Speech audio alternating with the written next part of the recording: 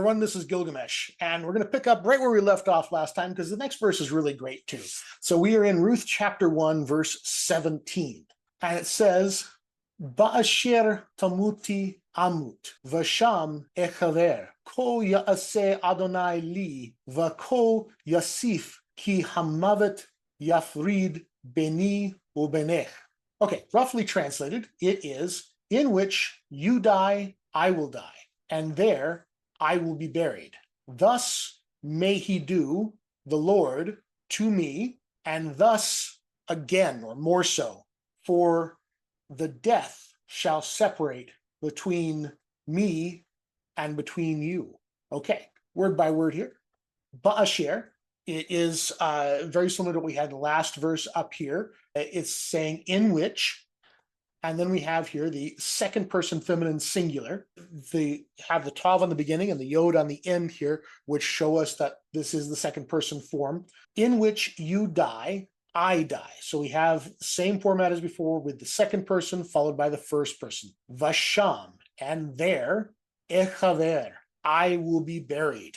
So she's not just saying that she's staying with her for a while, but she is saying that wherever Naomi dies, that's where Ruth is also going to die, and she will be buried there. And now we have the beginning of an oath. Notice that the etnach was here. So this is our midpoint in the verse. And we start a new clause here, which is actually an oath. Ko. Ko means thus. It's a statement of the basic statement of truth. It is thus so. So thus, ya'aseh. So this is an imperfect third masculine singular here, one of our most common verbs, to do or make. So thus may he do. And then we have our subject here, the tetragrammaton Adonai. So thus may Adonai do, li, to me. Now, what is the thus? We often think that these oaths involve some sort of a symbolic gesture of some kind, something that would indicate a penalty, a consequence that would be involved in this, but that's not illustrated in the actual oath itself. It just simply says, thus the Lord do to me. It's understood that this is some sort of a bad consequence that the Lord would execute upon her if she should fail this oath. And so this makes the oath, it gives the oath its power here as the consequence. So thus the Lord do to me, and thus, and then this right here, this word means to repeat or to continue. And thus he do again, and thus he do moreover. And so not only thus, whatever the thus is to be done, but it's to be done again a second time, saying just how serious it is of not only is this the penalty, but even more so is the penalty.